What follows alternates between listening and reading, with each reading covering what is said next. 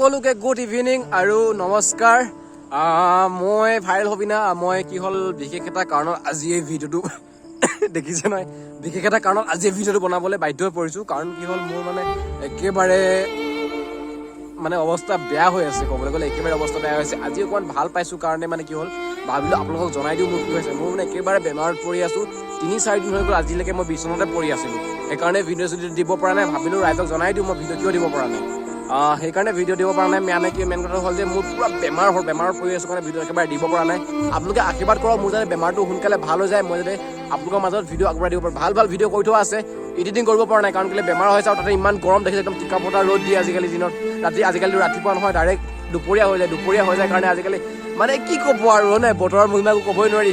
তো সেইকাৰণে আৰু আপোনালোকে আশীৰ্বাদ কৰক যাতে বেমাৰটো সোনকালে ভাল হৈ যায়, যাতে আপোনালোকৰ মাজতে ভাল ভিডিঅ' আগবঢ়াই দিব পাৰোঁ। তো সেইটোৱে আছিলে। আৰু নমস্কাৰ বন্ধুসকল, কি খবৰ আপোনালোকৰ? স্বাগতম জনাইছোঁ আপোনালোকৰ অন্য এটা ভিডিঅ' আপোনালোকে চাই আছে ভাইৰেল হবি না।